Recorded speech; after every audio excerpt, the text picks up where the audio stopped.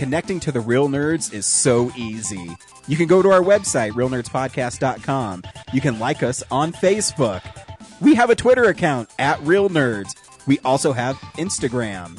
You can call us, 720-6nerds5. You want to email us? You can do that too, realnerds@gmail.com. Thanks for listening, and enjoy the show. Hello, Real Nerds. This is Zach, and I'm calling because we lost a great talent on Sunday. Gene Wilder passed away. Gene's work means a lot to me, growing up, obviously with Willy Wonka, but mainly with the producers, where he plays Leo Bloom. And this is from the 1968 version. And, I read the reasons why he kept his illness a secret, and I'm really, that just solidifies how great of a man he really was. He was a true talent, a fantastic writer, and it's kind of hard to not want to cry when you think about it, because he brought so much joy and so much laughter to millions of kids and adults across the world. And I wanted to say thank you to Gene for giving us a world of pure imagination and teaching us to put it on the Ritz. And remember, when somebody asks, "Are we awake?" you respond, "We are not sure." Thanks again.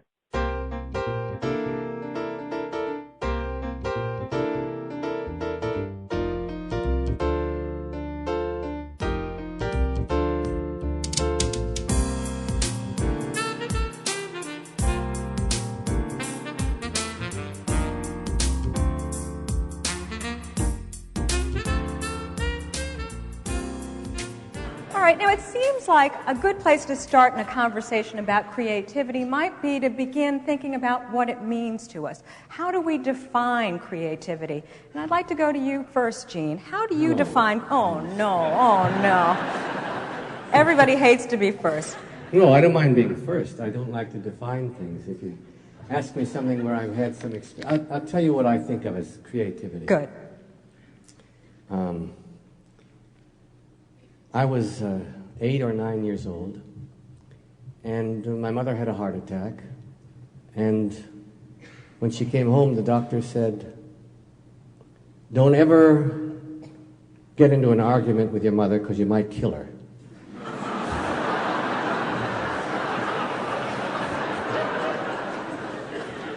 Just a little pressure. The second thing he said was, try to make her laugh. I had never consciously tried to make anyone laugh in my life, but I did from then on, and I knew I was a success when she peed in her pants.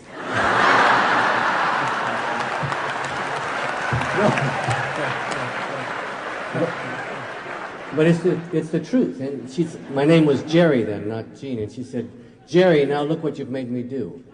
Now, I know this is a roundabout way, but it was the beginning of creativity for me. I'll tell you the one other one that was important to me. When I was in first grade, there was a lady, I think I still remember her name was Miss Bernard, and everyone had their picture up.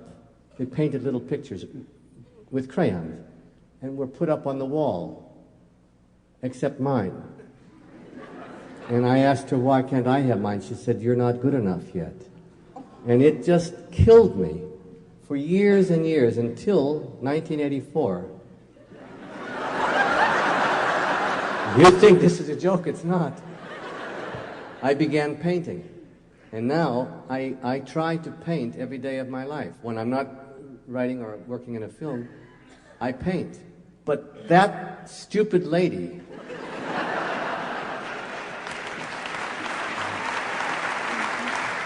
Welcome to Real Nerds Podcast, unofficially the official podcast at Denver Comic-Con 2017 and beyond. I am Ryan, and only with me tonight is... James. I don't think it's just been the two of us forever. No, I know, it's been a while, yeah. We've got too many other people coming on the show, so when Brad misses out or we have scheduling conflicts like we did this week, we're recording this super late for the week, but... I know, it's weird. Well, everything just... like dominoed. You know what I mean? Yeah. I mean, you had your like 50th birthday this week. I did. So you know that threw a kink into things. I totally forgot about it too. When I like texted, it's like, yeah. I mean, it's not my birthday, but I did too until like 2 days before, and I was like, oh shit. When I was like, oh, I forgot it's my birthday, and Laura wants to take me out to dinner. Right. Whoops. Yeah. Can you say, Kellen? Can you say happy birthday yet? Did you learn happy birthday for your dad's birthday? That would have been cute. Can you say party? But anyways, what you just heard as we came on was Gene Wilder talking about being creative and what gives him creativity. And I found that little clip. Obviously, sad news is Gene Wilder passed away. Yeah. And I was, everyone's going to play Willy Wonka or something from Blazing Saddles or Stir Crazy. But we're cooler than everyone else. Yeah, so I just wanted, I was just digging for something different, and I thought it kind of summed up who he is. Yeah. As he's kind of he's a really funny guy in a really mellow way. Yeah. Like his humor is very well delivered. Yeah. I knew I did it when she peed herself. Yeah. Oh, that was really good. So it's good. Because I was thinking too, I love the scene, I don't know if you've ever seen Stir Crazy. No, I never have. There's a really funny scene where Richard Pryor is telling Gene Wilder, you have to be bad when you go through prison. And I think it's really funny, but I don't know if it translates well audio-wise because it's them like strutting and like bobbing their head. Yeah. And it's really funny because they're supposed to be hardcore and these guys obviously aren't. Is it a scene where they're like running around like destroying a cell or something like that? It's before they do that. So they're like walking down a cell block. Because I heard a funny story in an interview where he was on, it's when he's on Conan. It's when he's on Conan. This is the last like late night show that he did. And he talked about how well the two of them clicked and that they were doing that scene and they both started like humming the same tune at the exact same time. Really? Wasn't rehearsed, like wasn't intentional. And it was just like the two of them clicked, at least on set, really, really well. It was a fascinating. Well, I don't know how many movies they did together, but they did a few. Yeah. So it's good. He kind of, there is a great clip from Larry King that I watched too, where he talks about that he loves to act, but he hates show business. Yeah. And I kind of think that's why he really wasn't anything very much anymore. I think he kind of did his thing and wanted to be left alone, really. Yeah, there was an interview I was reading that he talked about the fact that part of why he was doing a lot more writing in the last, honestly, 25 years of his life was because he didn't really like the kinds of movies that people were making and like what was popular now and all of that stuff. So he was like, I'm not retired. If somebody brought me a script I really liked, I would do it. But honestly, like, I don't see anything that I think is really worthwhile. Like, which I can understand. Yeah, I mean, especially when you've done a lot of amazing things in your life. Like, yeah, you get to. And if you're financially secure and you have enough money, and you're fortunate enough to do what you want to do in your life, right, do it. Absolutely. And and it was very clear, like it wasn't, it was no sweat off his neck or off his back, right? Like he was clearly really happy doing what he was doing. Absolutely, and he should be. Yeah, man. So sad news, but he left behind some great work. Oh gosh, Dude, Blazing Saddles is so funny. Blazing Saddles, and obviously Young Frankenstein, yes, or Frankenstein, and. Yeah, I mean, I'm not the biggest Willy Wonka fan. I know everybody loves Willy Wonka. Yeah. But he's great in it. Right. Oh, yeah, absolutely. Yeah, I don't love it necessarily. Like, it's like, oh, okay, cool. Mm-hmm. But he is particularly amazing in it. Like, he's the reason to watch it. Oh, absolutely. If you cast someone else like Johnny Depp, honestly, the movie would just completely fall apart. Mm-hmm. I agree. So anyways, rest in peace, Mr. Wilder. Yeah. Well, you'll always live on. I was thinking about watching Young Frankenstein tonight. Yeah.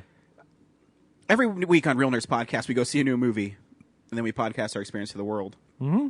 This week, we saw Don't Breathe. Did you see Don't Breathe? So, I saw Ben-Hur, but here's what I'm thinking. I'll just talk about Ben-Hur and what we've been watching, and then, because I actually think it's usually really fun when you review a horror movie, and then I just, like, ask questions about it and follow along. Honestly, so I would have been shocked. Review. Yeah. If you said you went and saw it. Really? Yeah. What if I told you it's not a horror film? Save it for the review, man. All right. Save it for the review. But we also talk about movies you should be watching that we've watched or not. Yeah. And movies that are coming out, movie news. We're a movie podcast. And also, I'm going to put out there, we're starting a new fantasy movie league. Oh, yeah, right. If you'd like to join it, just message us on Facebook, and we can send you the password. Yes. And if you don't know what fantasy movie league is, it's basically you have $1,000 to pick 8 screens. Each movie is worth a certain amount of money, and it's a fake $1,000. You don't need to have $1,000. You don't have to have 1,000, but you can win prizes through it. It's a just for fun thing. Yeah. It's really fun. Yeah, I've really enjoyed it. And the nice thing is the stakes aren't really.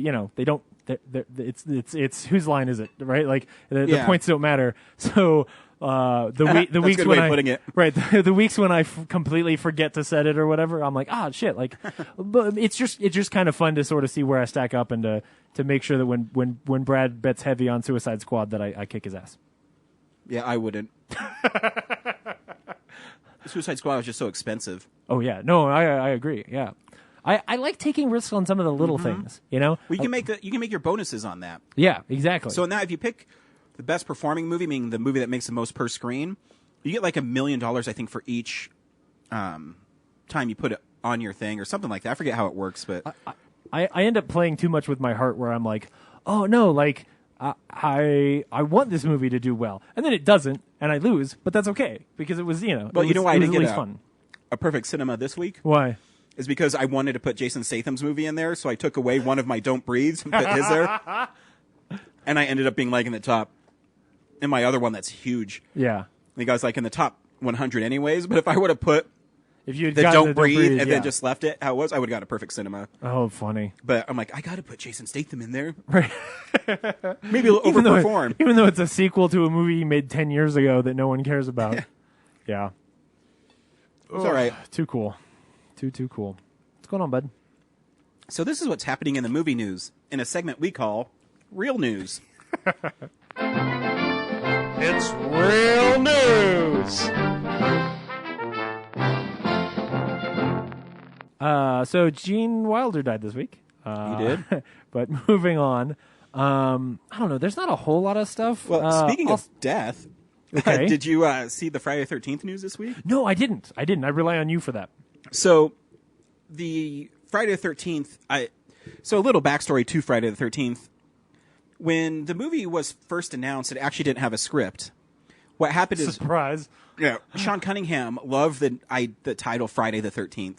Oh, you mean the original Friday? Yeah. The the okay. original. I thought you meant like the remake. So no, we're going back to 1980. Okay, sorry. Now I'm with you. So he goes, I love the title Friday the 13th. Sure. I need to get funding for this film because my last few films are these little kid soccer movies that didn't do very well. And Friday the 13th is like the Jason one where that's Crystal Lake. Crystal Lake. Okay, cool. So he takes out this ad in Variety, and it's called Friday the 13th, the most terrifying film in movie history, without a script. Sure. And so he raised, I think, $2 million doing that by taking out the ad.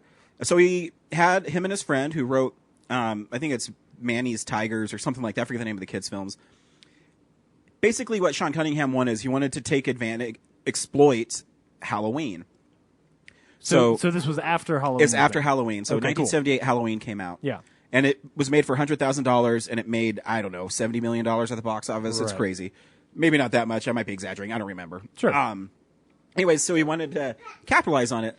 So what he did is he had Victor Miller. He said, I want you to write a script that kind of piggybacks off of it, where people are just being murdered, basically. Right. Obviously, Friday the 13th is a little more trashy. And so he did. There is a thing that I did not know existed that passed in 1978, that after 35 years, you can reclaim stuff that you've created as an author. So Victor Miller, the original screenwriter of Friday the 13th, put in a lawsuit to get the name Friday the 13th back because he doesn't own it. Okay. So...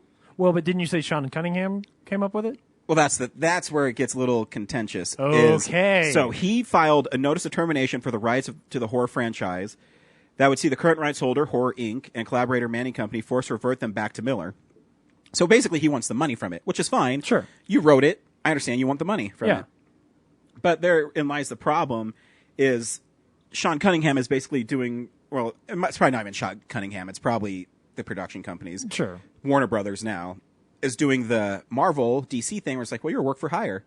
Sean Cunningham told you to write that script, and you wrote that script. And so now there's They don't. So that's what Warner Brothers is saying. Yeah. Which is what they should say, right? What like, they should say. Even if they're wrong, that's the way you fight this war. Because the thing is the last Friday the 13th film came out in 2009. Was, I think, budgeted, I think it was $17 million. Its opening weekend, it did $60 million. And that was the Platinum Dunes one? Yeah. Okay. So by doing that, it's lucrative. I mean, the franchise is lucrative. Right. The name alone. Yeah. Well, and at least they've done something with it. So it's not, I mean, because this isn't a copyright law thing. It is a copyright. It's weird. I don't understand. Like, it's huge. Because the thing that we always talk about like how Sony has to keep making Spider-Man movies to keep it is a contract thing. It has nothing to do with copyright law. Yeah. That's written into their contracts when they sell the product. Yeah, right. Okay. To me, I'm back on board. I understand why Victor Miller wants the money. Yeah, I mean, of course. if I wrote it and I mean, you wrote one script a long time ago. You birthed this thing that has turned into a lot of money for a lot of people. I don't know how much, because obviously back then they had no idea it would be what it is today. Right, yeah. I don't know how much money he still makes off. I know he still gets credit as creating the characters. Sure. But I don't know how much money he makes. I mean, he's getting like, the whatever the base rate, right? Exactly. Like, they're not going to pay him a lot of money. No. I don't know. So I would want the rights back because you're going to make a lot of money off of whatever's. Right. Every time Friday 13th is printed, you're going to make money. Yeah. So I can see why he wants to do that. My guess is Warner Brothers is probably going to pay him a lot of money. Oh, sure. Yeah. Just like, you make it go away. Here's 10, 15 million bucks. Right. We'll see how it goes. But which is good for him. Yeah, I mean, I can see it going either way. I could retire on that. Like. Yeah. Well, I think he's in his 70s, so. Oh, okay. Well, then his kids can retire on that. Yeah. Well, cool. Okay. So it's interesting. I can see both sides. Oh, for sure. Yeah. We'll see where it goes. Because nobody was there, and when you're sort of scrambling to just try and get any kind of recognition and get any kind of script together, like you tend to do the work first, and then afterwards you're like, oh shit! Like now that it's worth something, I wish we had written a contract. And that's why I call it the Marvel DC thing, because I think the original creators of Marvel and DC, the Jack Kirby's, even Stan Lee, I think they would say they would have read the contracts a little more closely, and realized that, and that's why things like Image exist now. Right. So I'm all for artists getting their fair share. Oh, yeah. And we'll see where it goes. I guess if it reverts back, he gets it in 2018. They have a movie plan for 2017.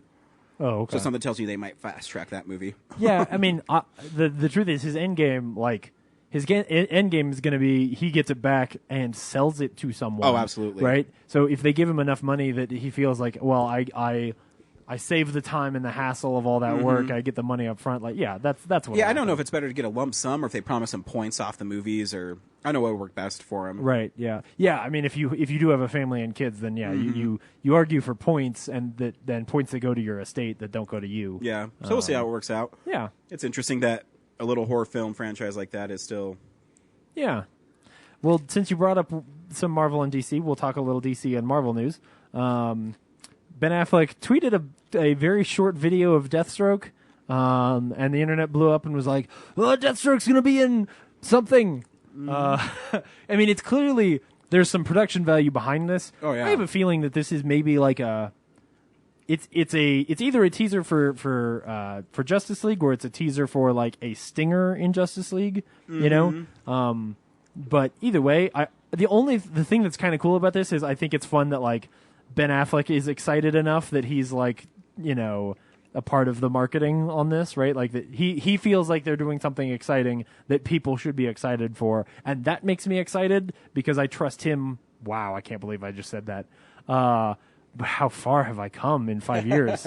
I trust him more than I trust most of the people at Warner Brothers doing the actual marketing at this point. With Affleck, I still think he's a great director and writer. Oh, I totally agree. And he is passionate about comic books. A lot of people don't know. Right.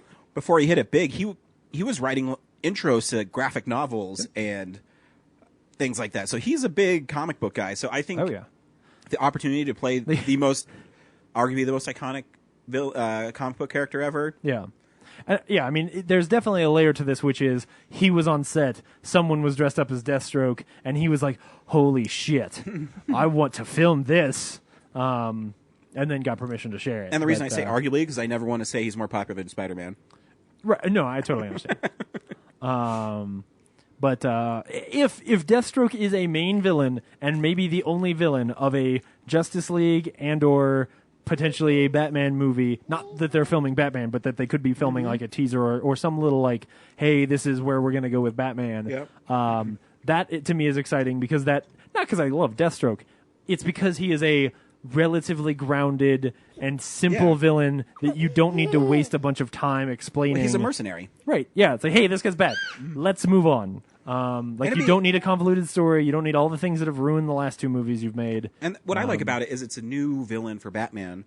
Right. Yes, he's not somebody we've seen in other Batman movies. Right. It'd be different. Yeah, that could be cool. I mean, I still think it'd be fun to see a Harley Quinn Batman story with Poison Ivy or something, but I think it's more beneficial to the series if they do like Deathstroke or Man Bat, something like that. Yeah.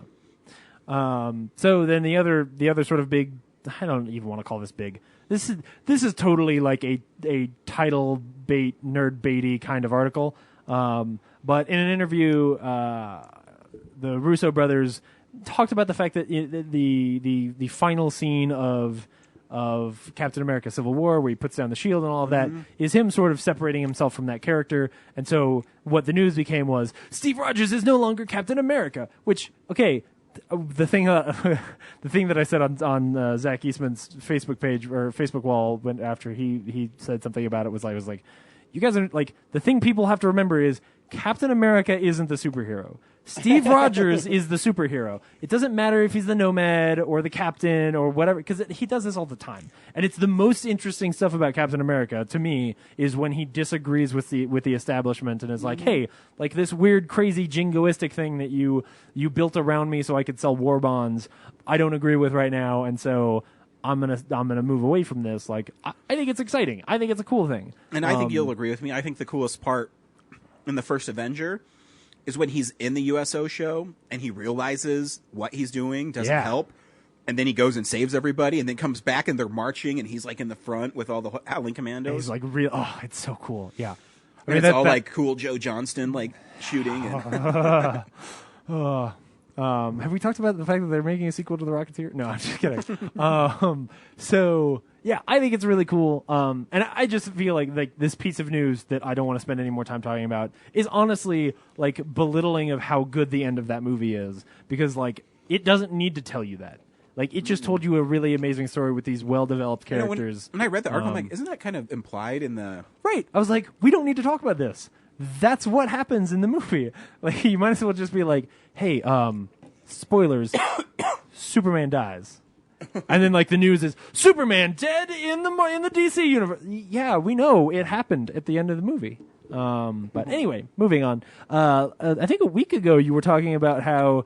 The Rock and Vin Diesel were feuding, and there's this like rumor or speculation that this is all actually lead up to WrestleMania, which in a way is cool. Would be so amazing. But I also want it to be confirmed that Vin Diesel's an asshole, right?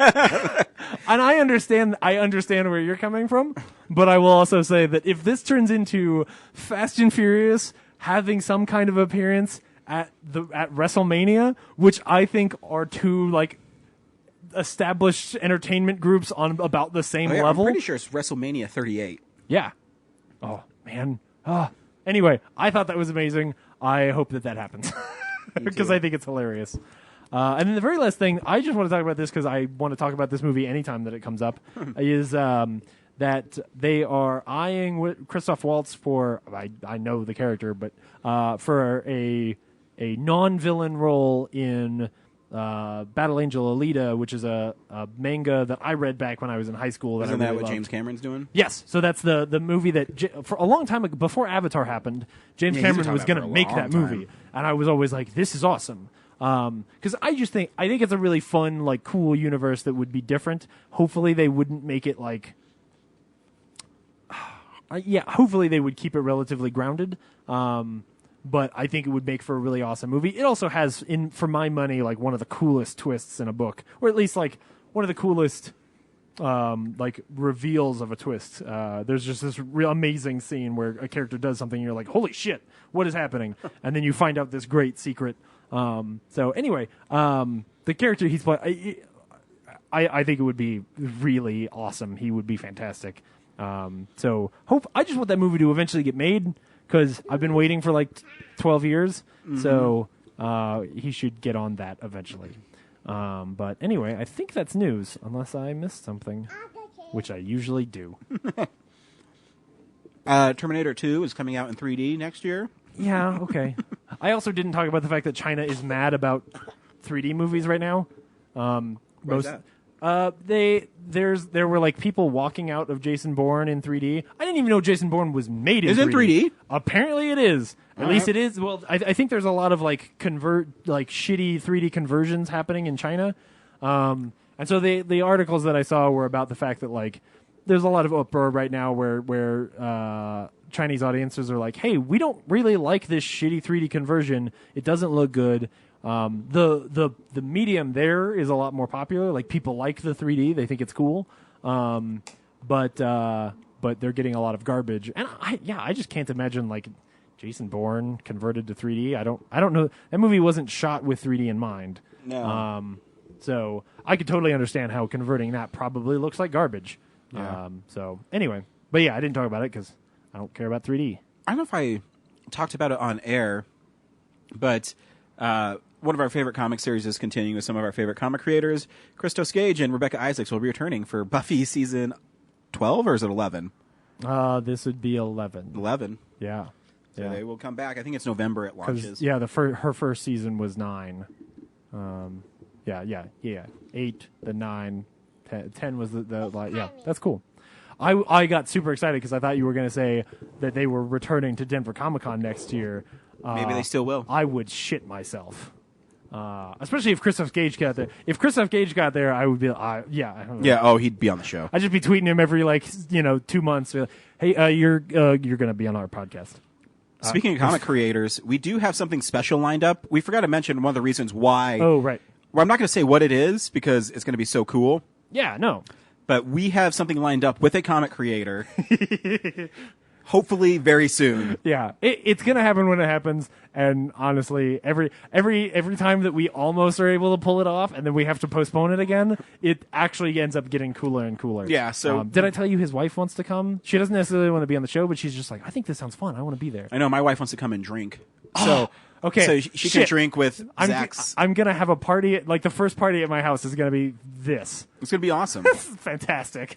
Again, I don't want to say what it is. No. It's just hype machine, man. It's hype.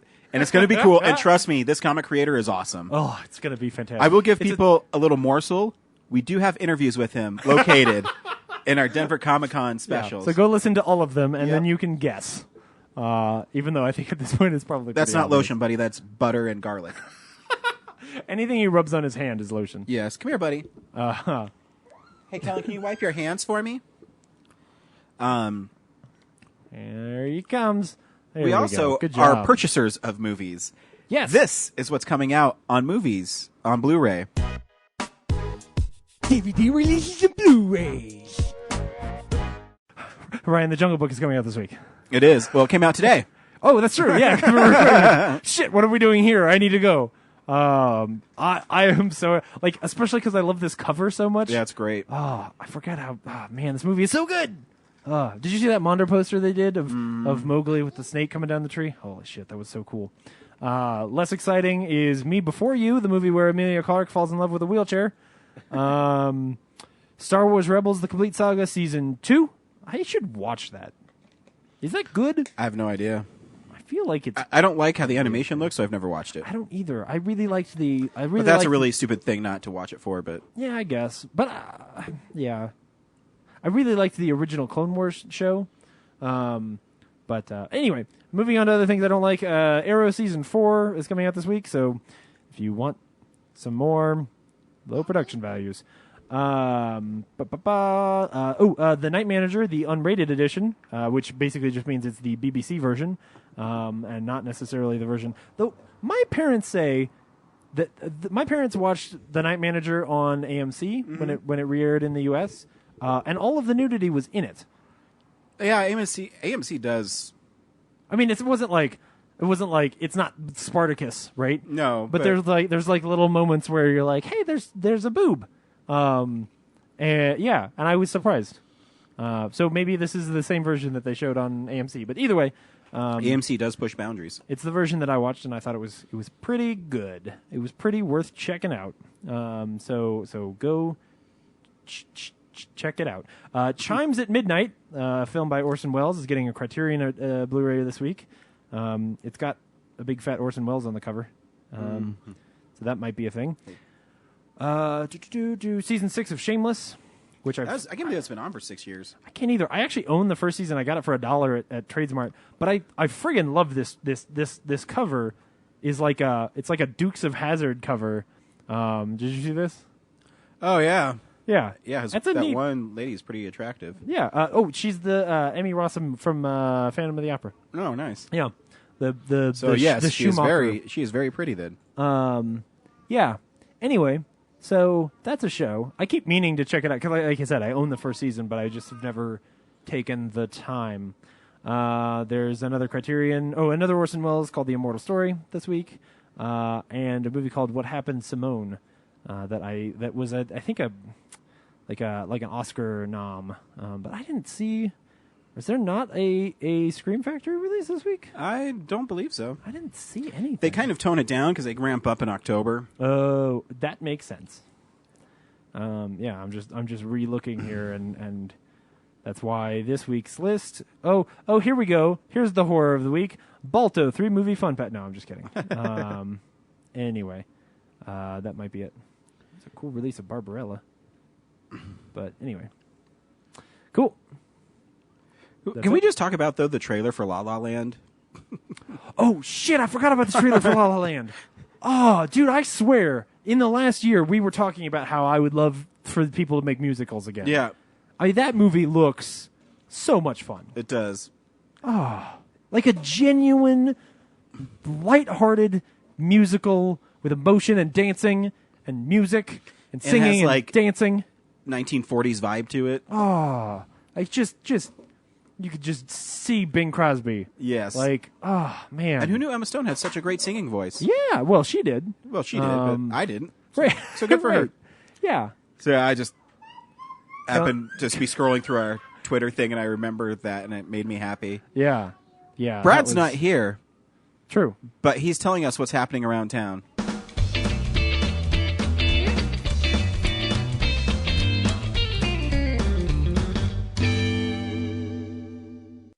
What's up, nerds? Brad here with all your information on what's going on around town. This episode is getting up a little later than we'd hoped, so I'm doing a little re-record, starting with Midnights at the Esquire. One night has already passed, so Saturday night, The Princess Bride is playing at midnight. At the drive-in, they have changed up the movies to Suicide Squad, Sausage Party, if you can believe it, and War Dogs. And then next Tuesday, Film on the Rocks concludes its season with Star Wars The Force Awakens at 7 p.m. I will be there, say hi. And then the following week, September 15th, please come out to the 40-Hour Film Project Best Of. And I'm proud to announce that Thunderbolt 2 has been selected as one of the 15 to screen at the Best Of. So come check it out, September 15th, 6:30 p.m. at the Esquire Theater. And that's what's going on around town.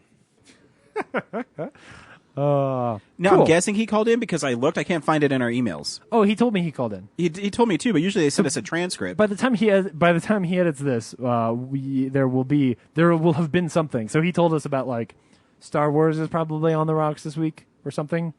Because I think this week was Deadpool, which means that I think Star Wars is next. But anyway, we'll see. Yeah. So yeah, thanks, Brad. Thanks, Brad. We watch movies throughout the week in a segment we call "What We've Been Watching." So, this is the stuff we've been watching. You see how I'm kind of doing like a lighthearted Tales from the Crypt thing? Yeah, you're having a lot of fun tonight. I don't know if you've ever... did you ever watch HBO Tales from the Crypt? No. So before each... You should watch them. I think you'd like them. Okay. So before each 25-minute show, the Crypt Keeper would come on... And he'd say stupid puns like... Because it was like, Are You Afraid of the Dark? Or but it's like a really like, straight-up horror. I mean, it's campy horror, though. Yes. So it's like the Tales from the Crypt comics. They take stories from the issues and just adapt them for screen. It's Rob Zemeckis. and Bob Gale and all those cool people. So Okay, now I'm back. so the Crypt Keeper would say stuff like, "Listen, boys and ghouls," and it's really well done, and he's really hammy. And before each one, he'd always take like this really thick book, Tales from the Crypt. Yeah. And he'd like open it up, and he goes, "And a little nightmare I call." And so he'd just always say stuff like that. And I always loved how he introduced stories. Oh, that's cool. You should watch. I think you'd like them. Yeah, I'll have to check it out. I can't even. There's some that are straight horror, but most of them are pretty goofy. Yeah, which is fine Because it's Bob Zemeckis, so it has Right. that still kind of charm to it. I mean, Yeah. And they got like lots of huge people. I mean, Schwarzenegger directed an episode Oh, with cool. Demi Moore. There's a lot of big actors in it. Daniel Craig's in one. Neat. So yeah, it's fun. That should be on Blu-ray, but it probably never will be. Do you own the DVDs? I do. Cool. I have all seasons if you ever want to borrow them. That sounds like a thing. Cool. So I started doing this new thing where I have... So my Blu-ray.com keeps track of all the Blu-rays I buy. And every time I watch one, I move it into watched. Right. So I was sitting there looking, I'm like, man, I have a lot of movies I've bought that I haven't watched. Yeah. And so on my Blu-ray.com account, I have 134 movies I've purchased that I haven't watched. Yeah. Now, some of it's because stuff like And it's- TradeSmart would have sales where I just get shitloads of them. Yeah, it's not movies you've not seen. Some Exactly. of them are movies you haven't seen, but some Exactly. of them are just movies where it's like, hey, I bought The Martian and I haven't watched the Exactly. Blu-ray yet. Yeah. Exactly.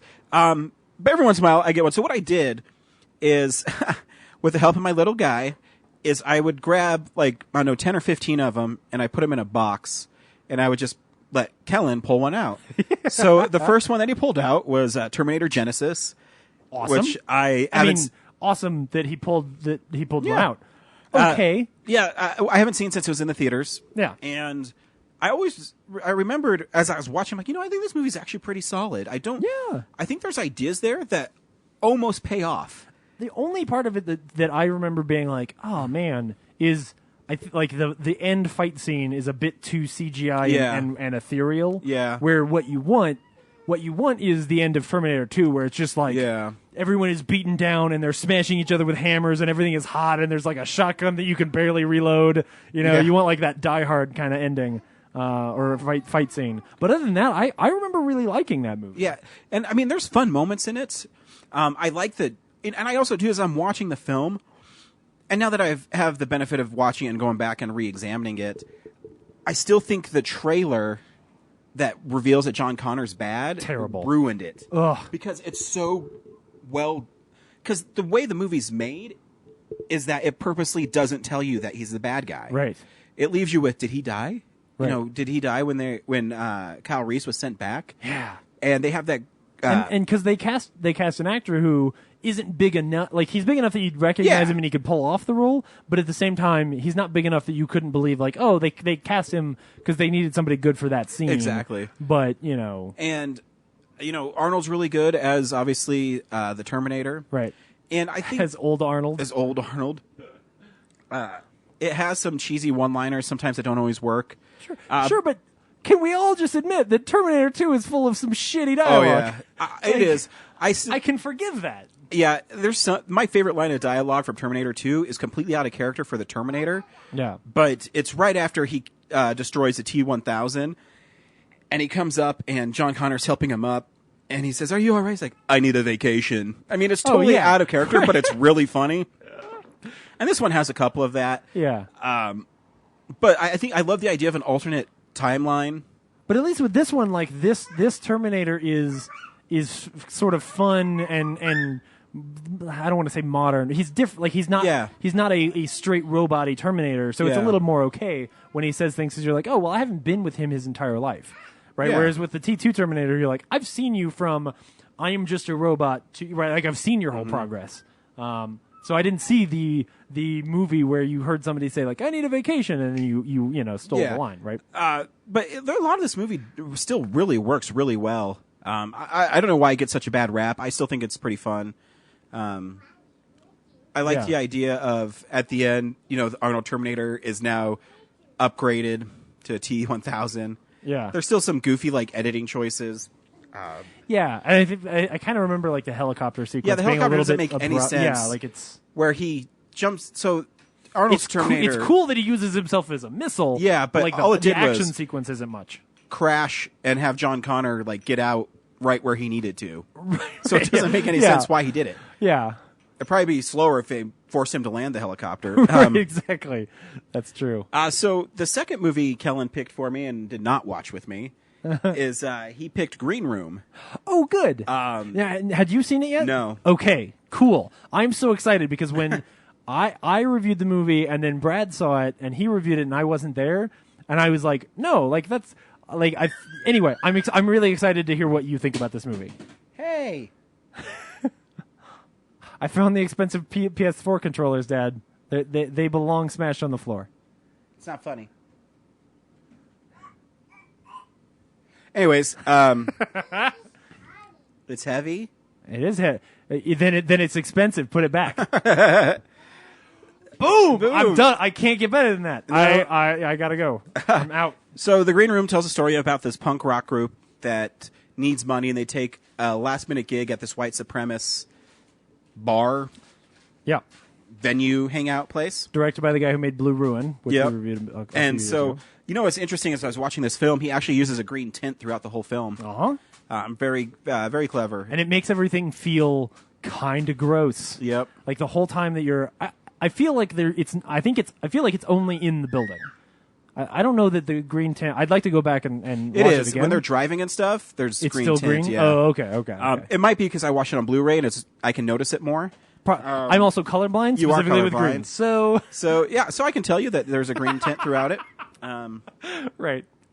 And the movie stars Anton Yelchin and Imogene Poots. Yeah, and what's the girl from Arrested Development? Aliyah Shawkat. Aliyah Shawkat. Yeah. Yeah. And Patrick Stewart. And Patrick Stewart. But he's more of a I'm not in it very much kind of guy. Yeah. But and marketed very heavily as like, dude, this guy is dark. Yeah. But he's actually, I felt like a very sedated sort of a menace. It's more of his evil in it. I think he's really good. Yes. But his evil in it isn't that over the top, Nick Cage kind of evil. It's right. It's, hey, get the dogs, set them loose in there. Right. And we'll go from there. Right. So the story is they perform on stage and no one really likes them, and they get off stage towards the end. Nobody likes them because they're singing this what I learned at the Alamo when I saw it. So the song that they sing about like fuck Nazis or whatever is a real song that a band, some punk band I can't remember, sang in like Alabama or something like that. I watched the video at the Alamo before the movie, so when that happened in the theater, I was like, "Holy shit! Like this is a thing. Like nice. This really happened." Yeah. Anyway, so moving on. So they go back to their green room and they find someone has been murdered. Yep. And they try to leave, and the people there won't let them leave the green room. And they try to work out something, and they eventually do. And as they're working it out, the lady from 28 Weeks Later, she notices they're all wearing red laces, which kind of symbolizes it's the gang of Patrick Stewart's thing. And but it's there's a lot happening. But so basically, you know who else that is? Is she's the girl from Fright Night. Yes. So it's the two main actresses from Fright Night. Anyway, sorry. Oh, that's right. Yeah. And but this movie is touted as, being shocking and really hard to watch.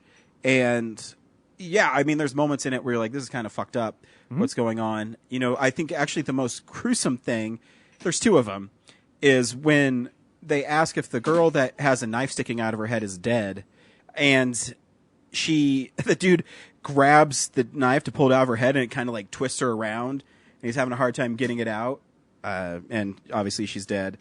And then there's a scene where they're trying to negotiate how to get out, and the guys are able to disarm the bodyguard's gun. Who is that guy? Where is he in? I swear I've seen him before. He's one of those character actors. Yeah. Anyways, yeah. So they get him out, and they ask for the gun, and so Anton Yelchin's character puts the gun out, and he starts getting his arm hacked. Yeah. And he pulls it back in, and it's all hanging off, and yeah. it's pretty brutal. And so the whole story is them trying to get out of the green room, and if they're going to be able to get out, who's going to survive when they get out. Right.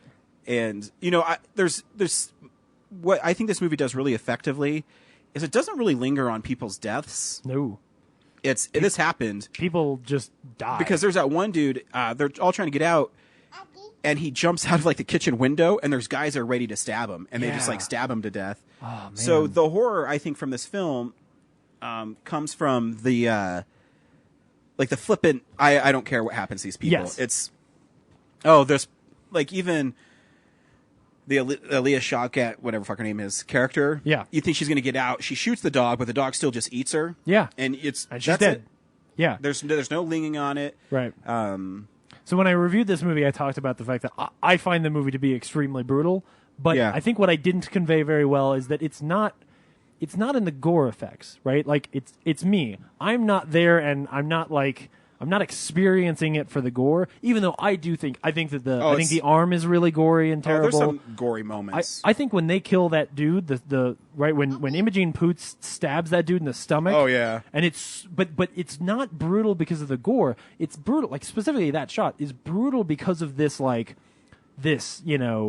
inhumanity in the moment, right? It's brutal in what these people are doing to each other. And it's almost like they don't care. Right, like that callousness, especially for that one as an example, like she fucking just cold-hearted guts that guy. And she does it because she doesn't do it because she's a bad person. She does it because she has been pushed to this place. And so the movie, the reason why to me it's really brutal and why it's tough to watch and left me in this place was because you walk out of it, what it's putting forward is this like, hey, anybody can be pushed to this place where you're going to do really terrible things, because that's what the whole end of the movie is, right? Like when it becomes a revenge film, it's like I'm sitting there as an audience member waiting for I'm rooting for them to fucking kill this guy, if only because I need them to be safe. Not even because I'm like, well, the fair thing is for them to slaughter this man. Yeah. It's like, as long as he's alive, no one is safe anymore.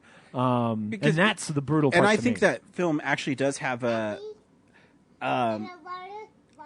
really 1970s revenge film vibe to it. Yeah. Where, when you watch a lot of horror films or films where the violence is a selling point, they kind of overdo it and they make it an event. Yeah, it's not. This doesn't feel like I spit on your grave or something like that, where it's like the rape has got to be super violent, and then the violence leading as a result is really right. Like it's not that. No, and I think too why it's as an effective film is it just happens. I mean, there's being in the wrong place at the wrong time. Yeah, it's like the Jaws thing. It's to me. I agree with Steven Spielberg where he says, Jaws is the inevitable death. Right. You're not going to escape it. Right. And I feel that way about this because even when they finally get their revenge on, the dog guy and Patrick Stewart's character, it's not like over the top. It's like, well, we're going to shoot these guys. Right. No. And that's all it is. This is going to be done now. Yep. And which honestly is kind of how Blue Ruin was, right? Like, there was some pretty brutal stuff in that movie too. That's a much slower burn I feel movie, like I need to watch it again. Yeah, because I do too. As I was watching Green Room, I'm like, oh, that one dude, that's the main dude from Blue Ruin. Right. And then I finally put them together. Yeah. I mean, if you like those kind of films, I definitely recommend seeing Green Room. Yeah, it's unsettling. I would never ask my mother to watch this film. No. I don't think I'd ask my dad to watch this film. Because it's one of the. I don't. No, it's definitely not brutal. Like, good job, buddy. I had an easier time watching it than I did, say, the Evil Dead remake. Apropos of nothing. Yeah. But I think there is sort of this inhumanity to this one that does feel a lot worse. Because somehow. even the people you root for, because in this case you're not rooting. It's not like, oh, there's some demon killing people. Yeah. Like, this is one where it's like, no, these are just fucking terrible people. And in Donald Trump America, I'm particularly afraid of neo-Nazi. No, I'm just kidding. But yeah, it's just it's a pretty rough movie. It is, but I don't want to say like enjoy is the hard word. No, but I think it's a well-made film, and I think you should watch it. if you're a film fan. And I don't think for me, if you're somebody like me who doesn't really like horror movies, but every now and then one does play for you, this is one that I really like because the logic of the film works. He does things like show you that quick clip of the shotgun under the counter, and then bring you back to that shotgun, and then bring you back to it again. Right? Like he does a good job of setting things up and making sure there's a logic to the story. Well, because even that dude who's going to help him, who's his cousin, like he's just gone instantly. Yup. I mean, that moment was one of the most shock. I think that's the moment that people screamed in my theater because it took them by surprise. Obviously, I was watching by myself, and I let out like, "Holy shit!" That was just out of nowhere. Because it's a jump scare, but it's not using that visual dialogue that like a regular ass horror movie uses to telegraph that, hey, there's a jump scare coming. Yeah, get tense. Because I see so many horror films. Right. I'm at the point where when a horror film doesn't work for me, I can count the beats to the scare. Yeah. Like the Paranormal Activity movies are perfect examples of it. Because I've seen so much horror film and I've seen so many jump scares that there's a cadence to when the jump's going to happen. Well, they're following an equation, and they know, like, okay, this is how long it takes to build the tension enough, and we're also never going to take the time. We're going to break the tension as soon as we can because we're not in this for the long haul. Yeah. Right? Yeah. It's not like what was the one? Anyway, it's not like a Justin Lin movie, or not a Justin Lin. What's James the guy? Wan? James Wan, where he's gonna like lure you in a few times and fake you out, and honestly spend most of the movie just making you feel tense and never really scaring you.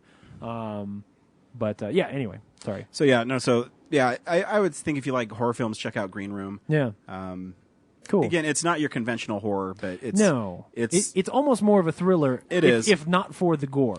Yeah. Right. Like if it weren't for those gory moments, I would almost say it's almost not a horror movie. And I guess a lot of people die, right? Like, but you have to sort of draw that line and figure out. Horror is subjective, so being murdered by neo-Nazis is pretty horrifying. Yes, I would agree.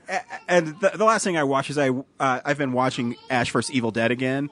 Awesome. And to me, I sit there and it's so surreal to me to watch that stuff. Yeah. Because obviously it's something you never would have expected. I never would have in a million years thought I could sit there and watch 5 hours of Ash killing things. You know what I mean? Oh, yeah. Especially after Army of Darkness is 1992, so 25 years almost. Right. And you just sit there and, I'm watching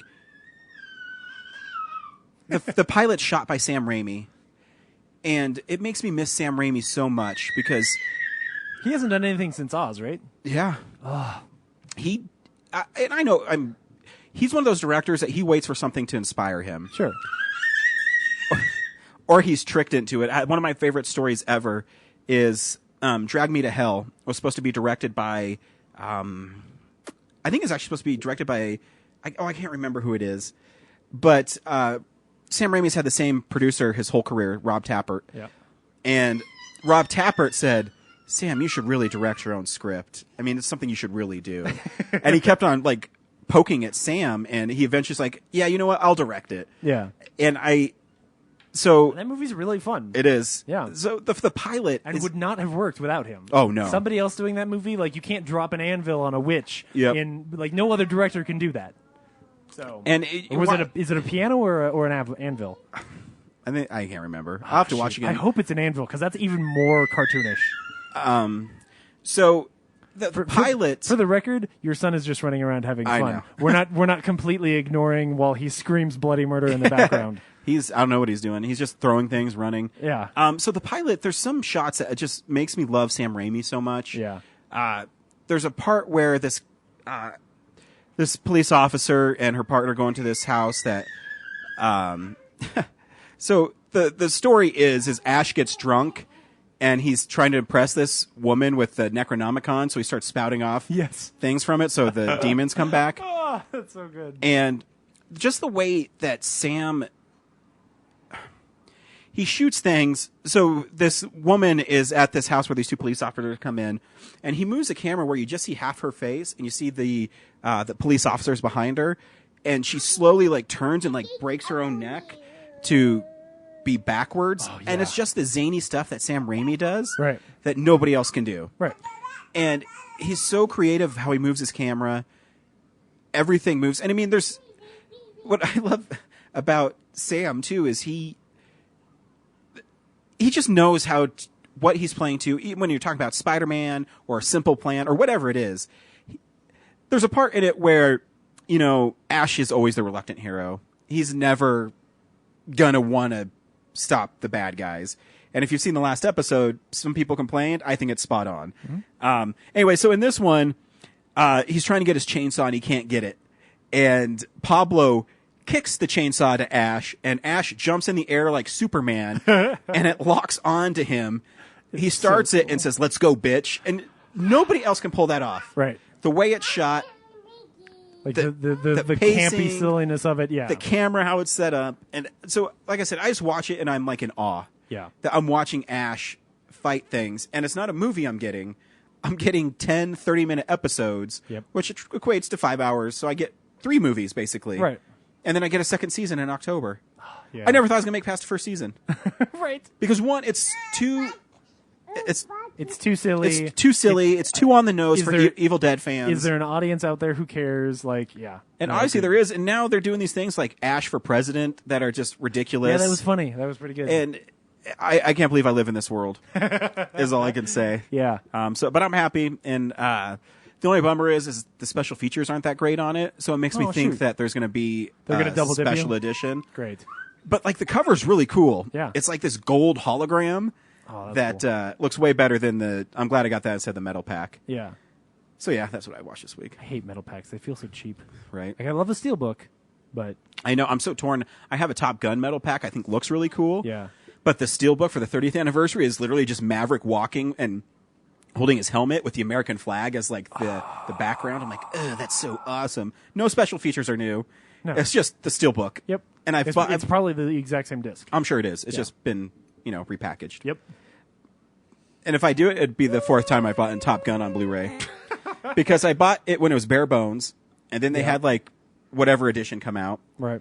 And then, I think it was 30th, maybe. And then I was like, no, it had been 25th, because the American flag is the 30th. And then they had the metal pack one, so I'm like, oh, sweet, I'll get the metal pack.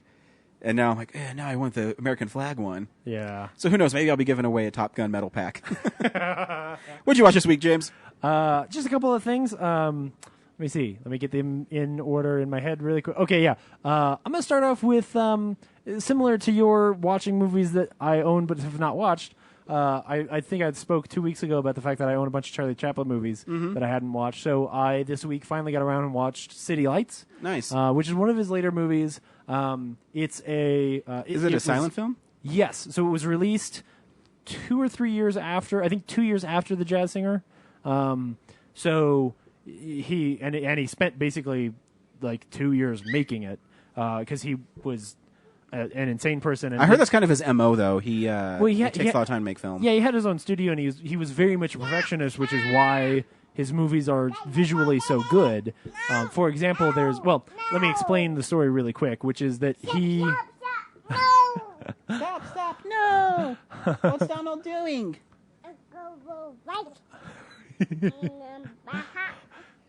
I don't know what he's on right I now. have no idea. Yeah, I mean, I know he it's loves the Mickey pizza. and stuff, but Right. There was crack in the pizza. probably, geez. So City Lights tells the story of he plays the tramp, and the tramp one day is walking along, and he's like dodging. He's crossing the street, but he crosses the street by like dodging between 2 cars, and then he climbs into a car and then gets out the other side, and he's on the sidewalk. And when he does that, sitting on the other side of the sidewalk is this blind woman selling flowers, and they have this like he falls in love with her, but she thinks she's blind, but she thinks that he's rich because she heard him get out of a car, and that mistake, pours forward through the whole rest of the movie. He ends up befriending this they in the credits at the beginning they call him an eccentric millionaire. What he is an alcoholic millionaire who You are silly. when the millionaire is drunk, he becomes friends with the tramp, and they throw parties and they're best friends, and he gives the tramp his car for a while. But every time that the millionaire gets sober, he completely forgets who the tramp is, which sometimes happens in the flash of an instant, right? Like he just all of a sudden is sober, and so there's all these really great sketches throughout the movie.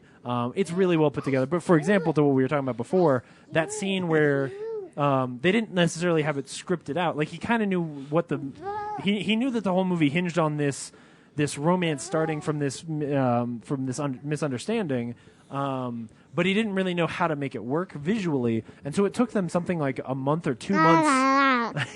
Hi, Kellen. Of filming the exact same scene in order to get it to be effective. Right, because when you're telling the story without any words, he's got to make you understand, like, oh, she thinks, and you also don't really realize that she's blind right away either. So he's got to communicate what's really going on. So I thought it was really fantastic. And I think that's why Charlie Chaplin's such a great performer. Yeah. Is because, like I said, when I watched The Kid, there's a moment where there's no title cards, but you know that the actors ask him what the sex of the boy is. Mm-hmm. And so this is the way he acts physically. Right. He's, puts up his fingers like 1 second, and he runs upstairs, and then he comes back down, and you read his mouth, he says, his name's Joe. And I mean, it's pretty amazing that they're able to do that. Yeah. And you can see why he's an actor that's transcended time. Yeah. Because I think he's incredibly gifted. And the movie is it's still really funny. I mean, you're watching it, and it has the sensibility of a cartoon. Mm-hmm. But some of the moments are really well put together. My roommate walked in at one point when during this skit that he hadn't been watching the whole movie, but there's this moment where he's at the rich man's house and they're having a party for him, and he accidentally swallows a whistle. And every time he hiccups, there's a whistle sound, like this little penny whistle sound, and it goes on for a while. And there's a musician who's trying to play that he keeps interrupting with his hiccups, and then he goes outside and he hiccups, and like a taxi driver pulls up, and you're like, I'm sitting there and watching my roommate laugh at this scene, and I'm like, holy shit, this movie's 100 years old. Like it's not really, but it's close. Close. It's pretty close. And that still plays with no dialogue, right? Just and then after that, like the shot changes for a second, and I'm like, holy shit, there's gonna be a bunch of dogs, and sure enough, a whole crowd of dogs runs around, and then he goes back into the party, and now he's back where he was getting embarrassed because he was interrupting the musician, except that now the party's also being ruined by a pack of dogs, right? Like it's such a really great little compact scene that you could take out of the context. The same thing is true. There's a boxing match in the movie as well that you can take out of the context of the movie as a whole, and it's just a wonderful little skit. It's a brilliant boxing match. He keeps moving around to keep the referee between him and his opponent, and then he just keeps sucker punching his opponent to try and beat him. It's these super long choreographed shots. I mean, it's impressive in the way that Creed was impressive. In fact, probably doubly so. It's just a really fantastic movie. Nice. And the ending is really sweet. Apparently, at the time, you could cure blindness, so that's a thing. Spoilers. But anyway, I think it's totally worth checking out. The Criterion is pretty good. There's two decently long featurettes about that movie that are more about sort of the history and the importance of it. One of which is pretty much 30 minutes of Peter Lord from Aardman Studios talking about how important he was. Specifically, this Chaplin movie is.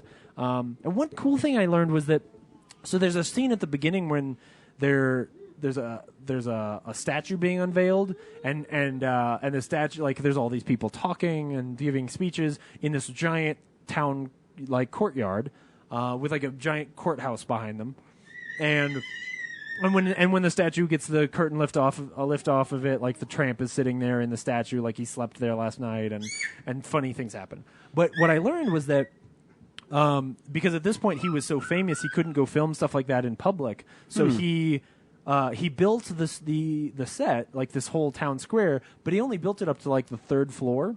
But he didn't.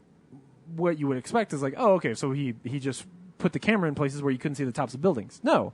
What he had them do was he had them build miniatures of the tops of the building and hold them right in front of the camera so that they lined up perfectly in the shot. So, and they showed a quick shot of like the miniature being lowered in front of this thing, and it's seamless. It's unbelievable to suddenly realize that like what you're looking at is a real set and then a miniature setting on top of it, and that it works so well. I mean, the camera never moves, so that's why it works so well. But still, it's just a piece of art that you don't even realize how brilliant the thing is when you first watch it. So definitely worth checking out. I think the Criterion looks gorgeous. Yeah. As a black and white movie, it's restored to what seems like near perfection. I'd love to know like what condition it was in when they first got it, but I'm sure it wasn't great. It's so interesting when they do that too. And the cool thing about Criterion, what I love about their collection is their special features aren't fluff. They're usually even if they're like 10, 15 minutes, they're pretty in depth of what they're about. Yeah, and very specific to the movie and all of that. Yeah, it was a really cool Blu-ray. So the other thing that I'll just talk about quickly is I rewatched 500 Days of Summer this week, which has in Real Nerds history a particular importance because that movie was my number one movie of 2009, which is a top 10 list that is a bit nefarious in Real Nerds history because that's the one where I put Avatar way too high. I had Up in the Air at number 2, when in fact, if I redid that list today, which it'll be some years before we get around to 2009, if I redid the list today, it would probably be Up in the Air and then Brothers Bloom, and then probably number 10 would be Avatar.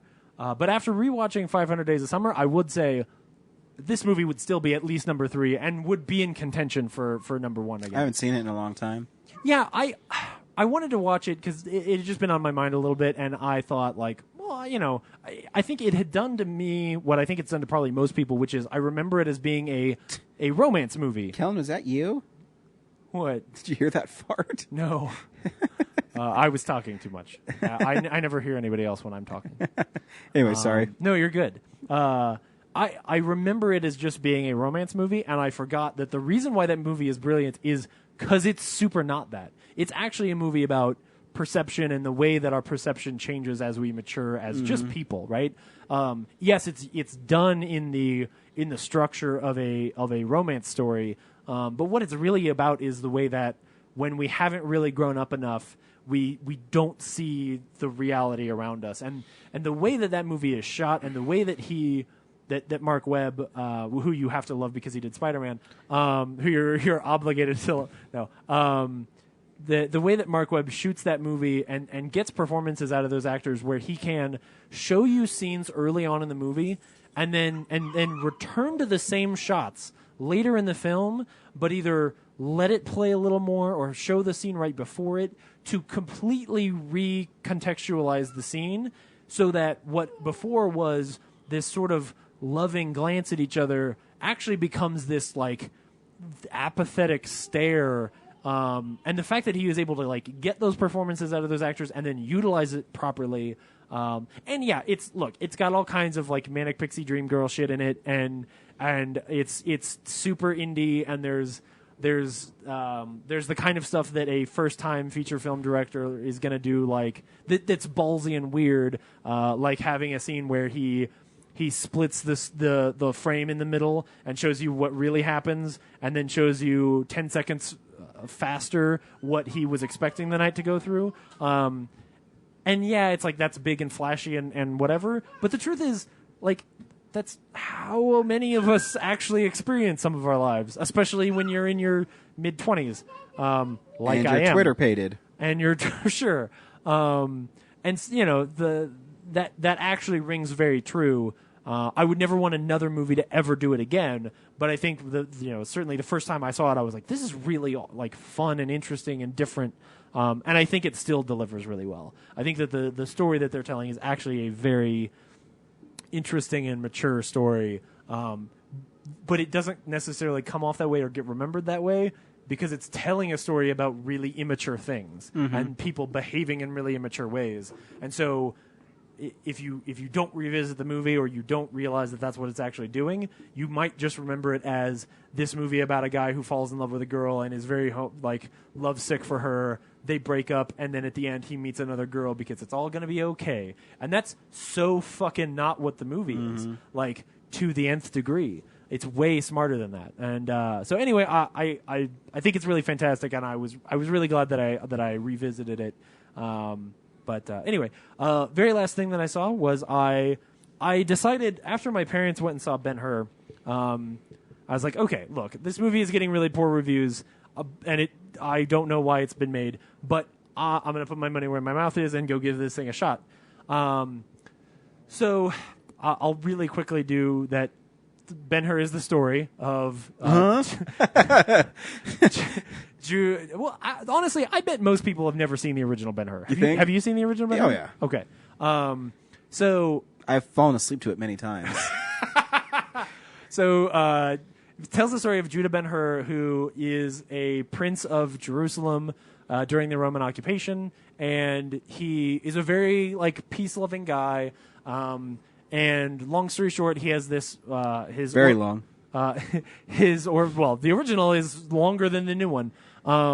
He has this sort of adopted brother who's a Roman, and they have a bit of a falling out. His brother leaves for some time. He comes back and ends up having really turned against him because there's all of this uprising happening in Jerusalem, and so the Romans are really putting the hammer down and killing a bunch of Jews, and they end up basically his adopted brother ends up giving the orders to have his mother and sister crucified. Meanwhile, he gets sent to the galleys, and he spends 8 years in the galleys. The ship wrecks, and he finds his way back so that he can seek revenge on his brother, which is a very well-trod story. The thing that is particularly memorable about the original is the chariot race, because it was one of those, it was one of the epics that was made after the implementation of super wide CinemaScope, when they wanted to make movies like Lawrence of Arabia and have just these amazing shots in film.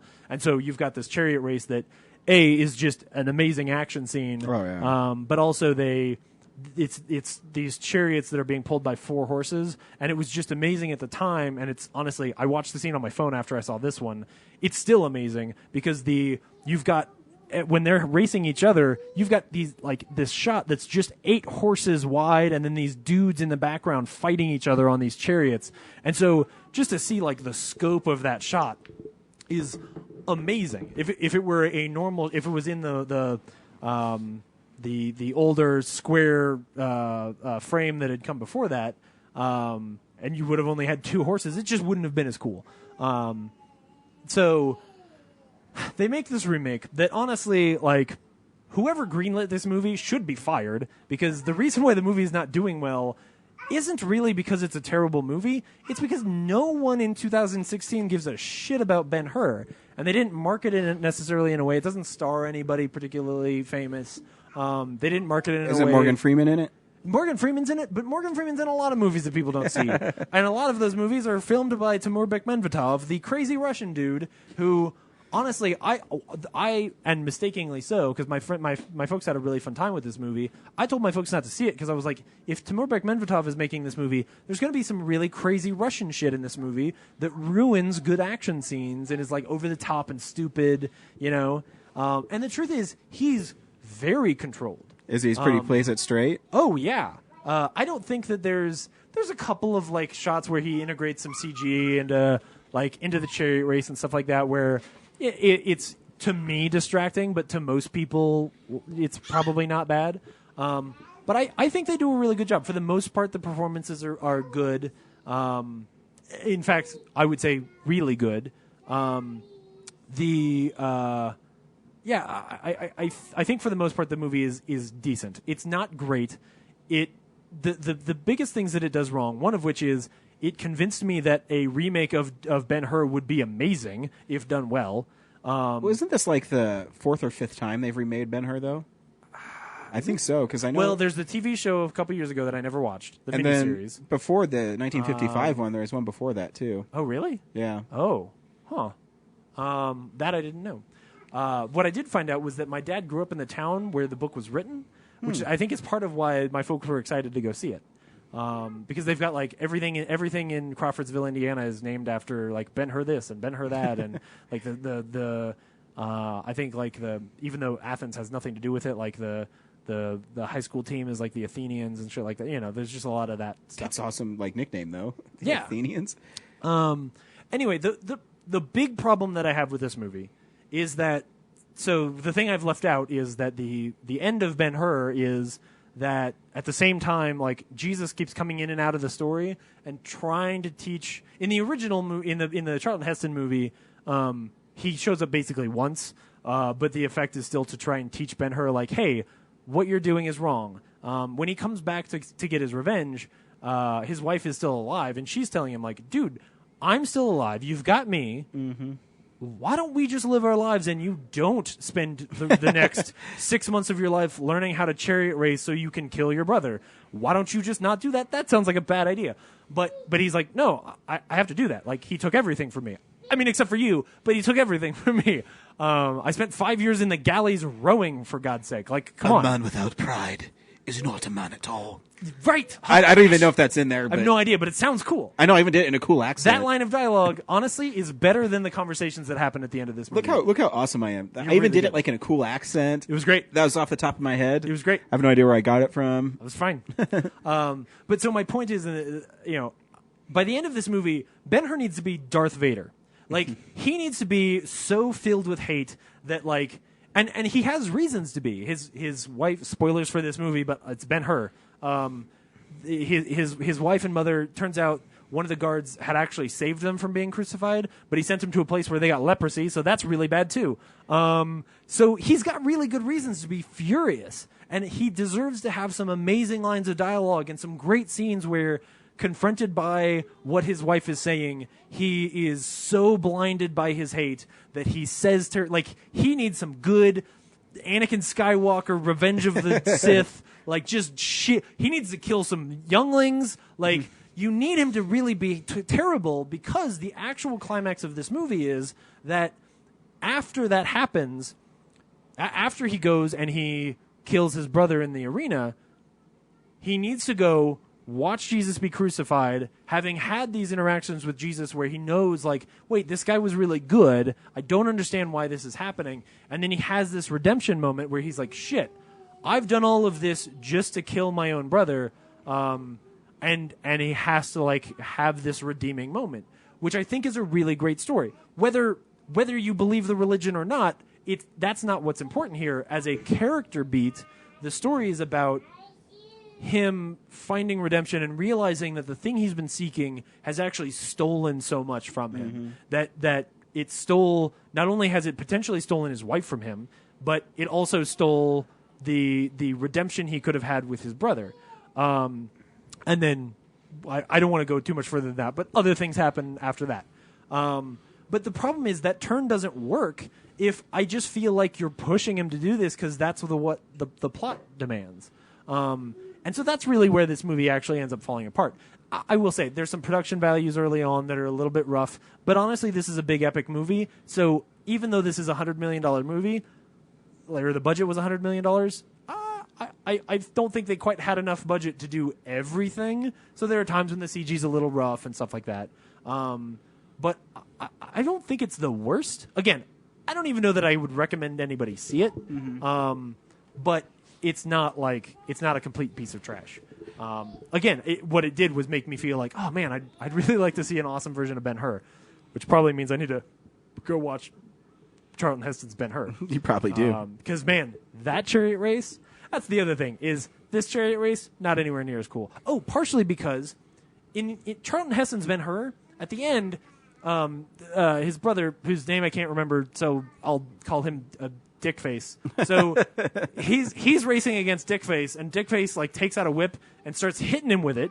And Charlton Heston grabs the thing, gets the whip around his arm, and then has just basically the handle and is beating his brother. And at this point, like the chariots have smashed together, so they're stuck together. And he starts beating his brother with the handle of the whip, knocks his brother off the chariot as the chariots break apart, and his brother is drug behind the chariot and trampled by horses. He directly kills his brother. In the remake, his brother is fighting him, knocks him down in his own chariot, and is about to like stomp on his face and knock him off the chariot. And at that point, the chariots rattle and his brother falls off. So the result is that his brother's hatred for him is actually the reason why he dies. Oh man! Right? Like it's a Han shot first moment, right? Like if the core of this movie is about redeeming this character from this revenge plot that he's on, you fuck it up by having him not actively kill his brother. And I understand like how that mistake could be made by like an action guy who's just like, well, I just want to make a cool action scene, but that is a pivotal character. It's a character moment, right? And I think that might play into what people are about now, where the heroes make choices that it's the whole Spider-Man cartoon thing, where you don't want Spider-Man to hit somebody; the villains have to beat themselves because. Right, which is antithetical to what actual characters and heroes are. Yeah. Like, making that choice is actually what makes heroes. It's not, hey, I narrowly avoided... Right, like, Indiana Jones is, most of the time, not actually a great hero. I agree. The moments where he's a good hero are the moments where he's actually, like, where he, out of character, is selfless. He has... one of those moments in Raiders, and it's the moment with the rocket launcher. And, to me, I think Indiana Jones... I know Temple of Doom isn't a lot of people's favorite. Right. But he has the bridge. moment... I just want to hug you. But he has a moment. It was literally the first thing I thought of. Yeah. I was like, I first thought of the bridge, and then I was like, well, I've got to figure out where it happens in Raiders. Oh, it's the fucking rocket launcher, of course. But no, it's of all three movies, the bridge moment is really one of the most pivotal moments in who that character is. Yeah. Which is ironic since it's also chronologically the first of the three movies. So in this case, he can't be a hero unless he makes that choice. Exactly. Or better yet, to say it in a different way, and I think more to the point that you were making before, it's not that if he makes a choice poorly, he's not a hero. Exactly. Right? It's not that if he kills his own brother, he's not redeemable. That's the whole story of Ben-Hur. Yeah, and I'm a sucker for that because obviously my favorite hero is Spider-Man. Right. And his choice. Exactly. That's why every time they're like, we're going to retell his origin, I'm like, you can't retell his origin. As long as they keep it the same. Yeah. But with the Ben-Hur thing, if you change that one moment in the character. Right. I don't think my folks quite understood that, which I'm glad you brought this up because I did feel like, no, it is. It's exactly that. It's that he can't really be a hero. And honestly, the whole core of who Ben-Hur is and what the story of Ben-Hur is about the fact that even though he does all these things, he can be redeemed in the end by learning that lesson. Yep. And in learning the lesson, he actually gets blessed. Like his brother ends up not really being dead, and the rain washes the sores off of his wife and mother, right? Which, sure, you can read it as really corny. It's fucking what happens in the story. But the whole point is that that transition. Because it's for characters. Me personally, for a hero to be a hero, they have to learn lessons. Right. Yes, right. And if you make it that the villain is. I love Disney films, but it's also what happens to a lot of Disney villains in their early cartoons.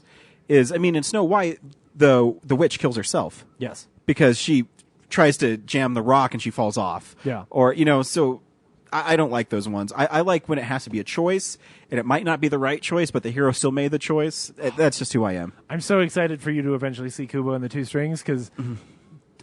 That's one of the most interesting villain defeats in a kid's movie I've seen in a long time.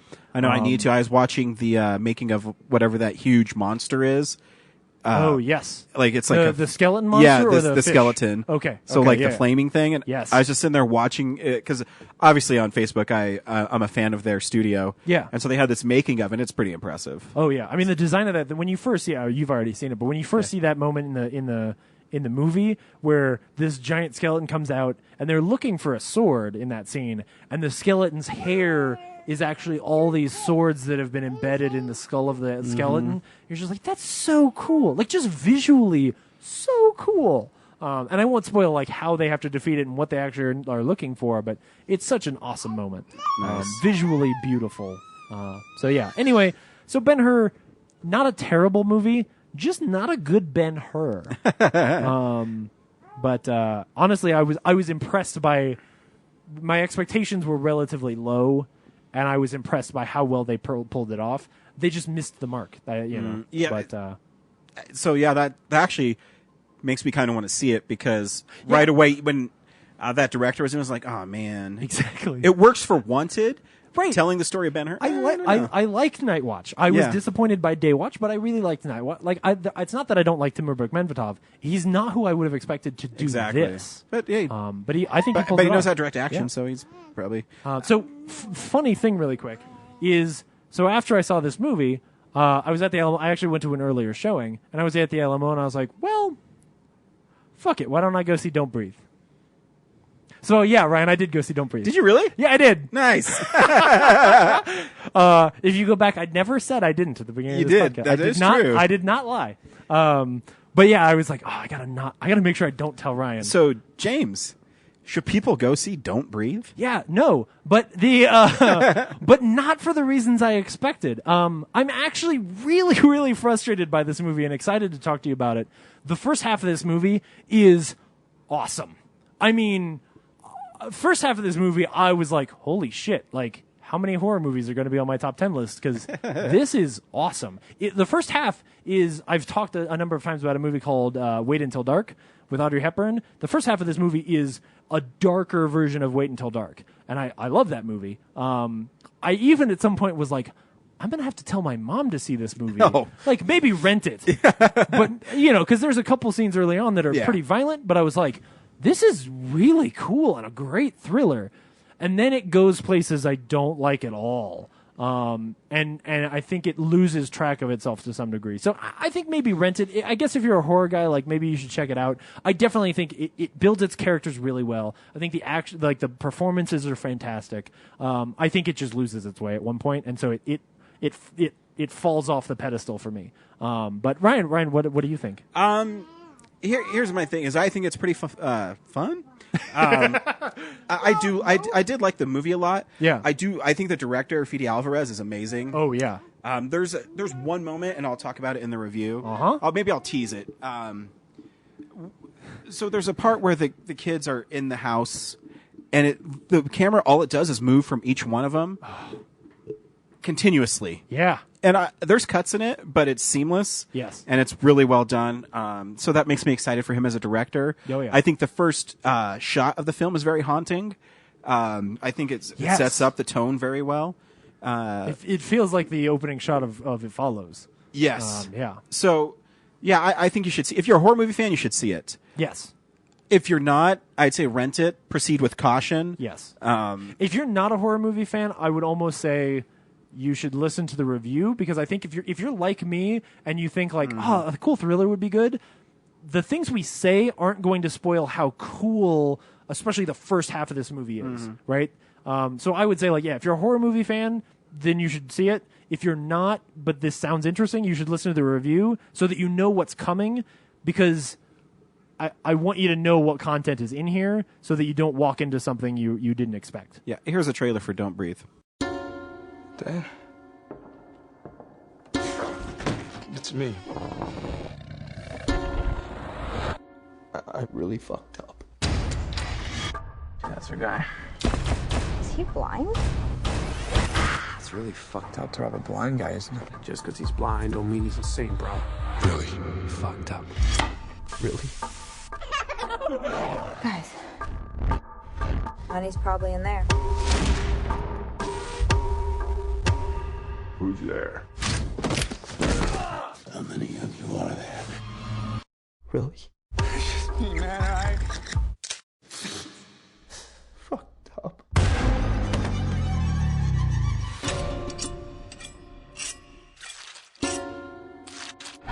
Really? Really?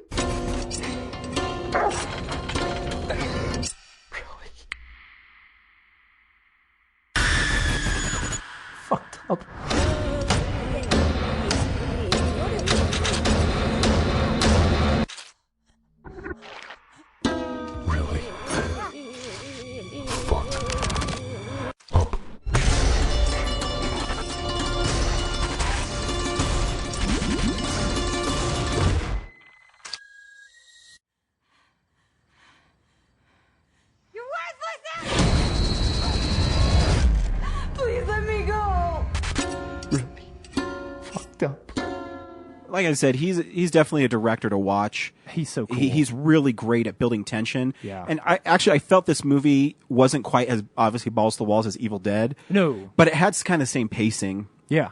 Where it spent a good 40 minutes just, hey, these are these kids who want to get out of Michigan, Detroit. Yeah. And one guy who's the dude from Goosebumps who my nieces thinks is a cute guy. Dylan something. That's the guy that I thought was the foot-faced kid from Hunger Games. Yeah, but it's not. It's not. And so Jane Levy, who is in Evil Dead. Who's so good. She's really great in this film. They basically want to get out of Detroit because they live in a shitty neighborhood. Her mom treats her very poorly. Her boyfriend, Money, is not a nice guy. Her name's Rocky. Is the girl her sister or her daughter? I never figured that part out. Doesn't matter. It doesn't matter. Doesn't matter. They're the relationship. I'm guessing maybe daughter. And honestly, it doesn't matter because she has a motherly relationship with the character either way. Because either way, if it's her younger sister, then she knows she needs to get her out of that situation. Right. Yeah. Because there's even this like great line where she said, I forget the name of her mom's boyfriend, and she says, so I guess he's living with us now. Right. And then her mom teases her saying, your lips look bad. Are you making money? And so she just wants to get out. And her boyfriend is the typical drug user. He's a thug. He's a thug. Yeah. Not a nice guy. He has lines like, that's my bitch in there. Of course I'm worried. Yeah. Right. So right away. And so I forget what's the Dylan kid's character's name? Shoot. I can't believe I can't remember. I don't know. Anyways, Keep talking. so he's out of place in that because he's actually like a normal suburban. Yeah, like exactly. He's just fallen in with some tough kids. He's fallen with tough kids, and he's in love with Rocky. Yes. So he does it because of his love for this woman, and he wants her to reciprocate the feelings. Yeah. Which is told through the first 30, 40 minutes of this film that you get that he's Alex. So you get that he's the third wheel, even though he's the most important wheel, because his dad owns a security company, and what these kids do is they go around and rob his clients because he has the way to get into people's houses. Yeah. He has the codes, he has their keys. Right. And then so in fact, like the movie opens with a scene of them robbing a house. They break in, but then to cover their tracks, they throw a rock through the window before they leave, because then they know they're going to get away. But they also know when somebody gets there that they are going to assume, this is how they got in, because they won't assume. Well, because if they didn't do that, then they're like, well, how do they have the codes? And then it'd come back to his dad. Exactly. He's really smart. Like, he knows all the rules about, like, if we steal more than 10,000, it's a felony. Like, he knows how to play the game because he's clearly doing it for her to have fun, not because he needs the money. It's more the rush. Yeah. Even though they want to make money. And that's sort of where everything comes to a head. And the opening shot of this film is Rocky. She's being dragged through the middle of the street by her hair, and it's this really an empty street. It's this really like haunting shot where it starts really high and you're not sure exactly what you're seeing. Yeah. As it gets closer, you see that she's being drugged by her hair through the middle of the street, and it's pretty great. And it sets the tone. They learn about a house that only one dude lives there. The whole rest of the neighborhood's abandoned. Yep. And he's sitting on a lot of money because his daughter was killed in a car accident by a wealthy family, and he took a settlement from him. They gave him a lot of money, paid him off, basically. Yep. And so they decide this is their chance to get out. And so they're going to break into his house. And what they soon find out is his house is not what it appears to be. But before it gets there, there's these great tense moments. Well, I want to point out also that, like, the fact that we've spent this much time talking about, like, the character setups and, like, all these dynamics, like, this feels so out of place for this kind of a horror movie, for like a just sort of cheap trick kind of a horror movie. I think they do a really great job of setting up who those characters are and then building all this tension, even inside the house. Like, so as they get into the house, like, introducing you to these tiny little elements of, hey, like, there's this locked door, and he's got more locks on the front door and stuff like that. Like, they do a cool job of setting up a bunch of Chekhov's guns, sometimes even literally, that then will pay off as things start to go wrong in the house. Yeah, I mean, it's really great. Even in the trailer, you find out that Money, her boyfriend, gets killed by the blind man, because you soon learn that this blind man isn't helpless. He's, like, pretty ripped, and Yeah, he used to be a Marine or something like that. Yeah, what I think is fascinating about this film too is that the Rocky character, she's actually using both of these guys to get out, because when her boyfriend gets murdered, she's scared, not because of what happened to him, because she doesn't want to make a sound. And then when she finds out, everything has suddenly become real. Yeah, and when she finds out where the safe is and that she can get into it, that's her main goal is, well, I can still get out. He died, so whatever. Right. And right, what's cool about... Which I didn't care about money either, so I was like, very fair. Yeah. But I liked Alex. Yeah. What was interesting was his... the way that Money died, the way it's shot is pretty intense. Yeah. It's like a close-up in slow motion of his cheek exploding because he took a shot to the head. It's like brutal in an almost non-gory way. Yeah. Because you see his face sort of shake, but it's not like... Excuse me. It's not like you watch a whole bunch of blood or exactly. A CG jaw fly across the screen, like something terrible. No, it's just like, oh shit, that guy's dead now. That's probably what a bullet looks like, And there's even the great shot where Alex is walking back in because he was just going to leave, but then he realized he couldn't leave Rocky behind. Right. He hears the gunshot. Yeah, and he walks back in, and that blind dude walks with a purpose, right by me, kind of slides against the wall, and he walks right by him. I think it's pretty great. Yeah. And those are the moments where it's wait until dark. It's this awesome tension building, amazing sequence of stuff that we don't get to see that often, right? Yeah. It's just a really neat thing. The movie holds really well throughout, I think. The part where I think is where it loses it a little bit is you find out that he's keeping the girl that murdered was responsible for the death of his daughter. Right. Which, at that point, by the way, while I kind of knew, okay, eventually these kids are still stealing money from this guy. Mm-hmm. Probably, because you're making me like these guys, eventually I've got to find out that he's kind of an asshole, right? And you, even with the way the house is and stuff like that, you're like, there's something wrong with this guy. So you kind of expect, oh, okay. When they tell that story earlier, I'm like, I bet he's got somebody locked up in the basement, So at that point, I was still kind of in. But then... it turns out that he's impregnated her, and he's upset because he shot her because he's trying to stop these kids from stealing his money. Because they let her go, and then they're trying to escape. And then there's this amazing sequence, all in the dark, where they're running around these... So they cut totally to black for a long time, and then they bring in just enough light that you see these silhouettes of characters. Dude, and how great is Jane Levy at being scared? Oh, she's so good. Every time, she's so good at getting scared. It just took me back to Evil Dead, where she's like, "There's someone in the room." Right, we got to get out of here. Yeah. It's great. Makes me want to watch Evil Dead. That sequence, me too. That sequence was so cool. So then she gets shot. Yeah. That's sort of when. You're gonna catch. Oh, Kellen, careful. There you go. Okay, good job, dude. But yeah, the chasing of the deranged dog. It's okay. It feels tacked on. It does. I think it works because I think Alvarez is such a good director. He shoots it really well, and he makes that dog feel almost superhuman. Especially when the dog gets into the vent and is hunting her in the vent. I was like, this feels a little bit too much. Especially because what Kelly, happens to her there? What happens to her there actually could happen without the dog. Yeah, she could be motivated to crawl across that space in the vent and fall without the dog behind her. I thought the most effective part actually with the dog was at the end where she gets out and she says, "You're useless. You don't have an advantage out here."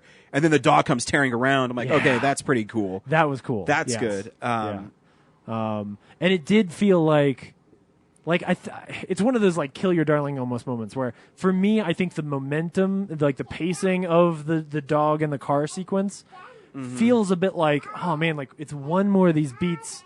And I get it. I kind of need you to push the character forward again at that point. But the sequence is also really cool. Her finding this way to beat the dog and being locked in the car. That sequence is so cool that I wrestle with it because I'm like, it feels superfluous, but at the same time, it's really awesome. But yeah, so that happens, and then she gets caught again. Yeah. Which is when we pull back to the beginning of the movie. Yeah. But, too, the Alex character, he dies in kind of a shocking way. Yes. Where he's just killed. But cool, like, for me, as not being a super horror guy, that scene really works for me, because that's where our character finally changes. That's where she, like, because while she didn't care about money, I think at that point, she does show, I actually did really care about Alex, and he's been a badass through this movie.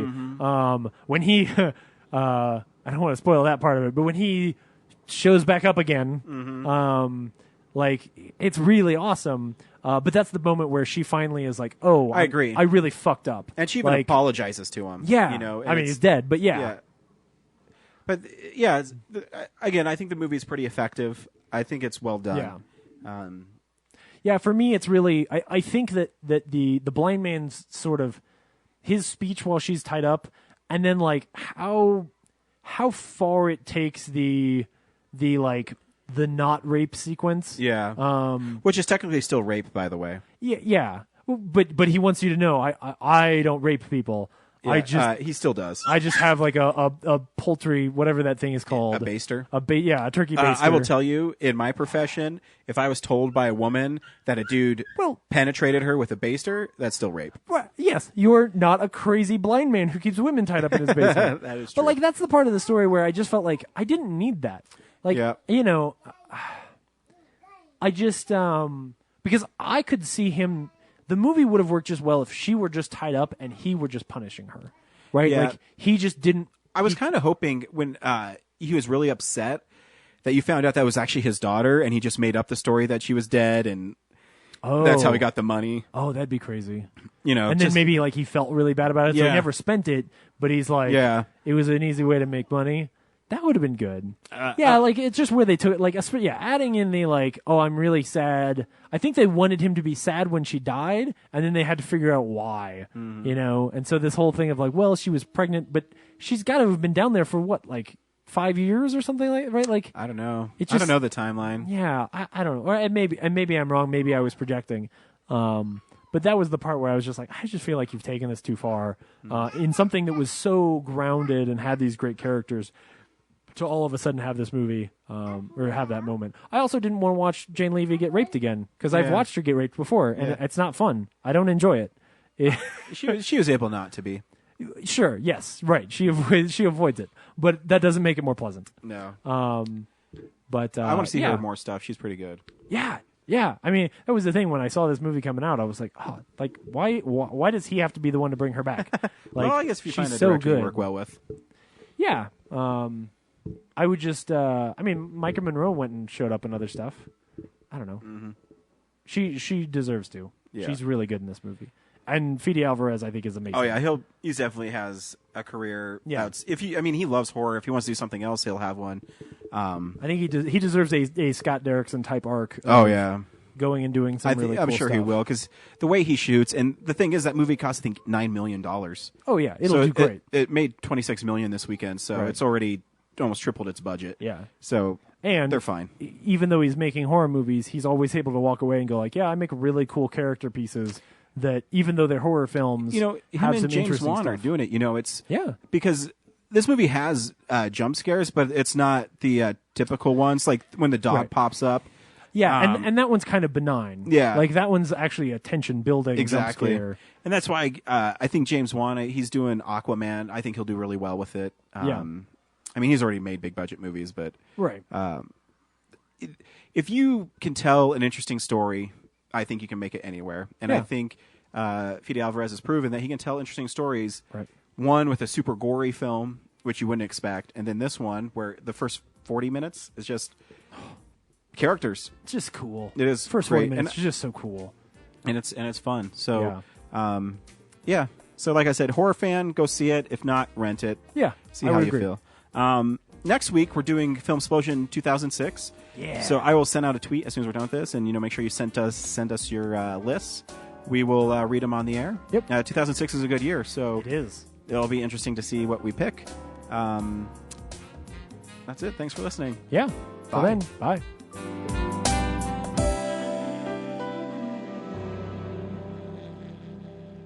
Real Nerds is a Nebulous Visions multimedia production.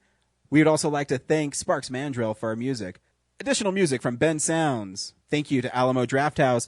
Thank you to Colorado Coins, Cards, and Comics. And thank you for listening to the Real Nerds Podcast.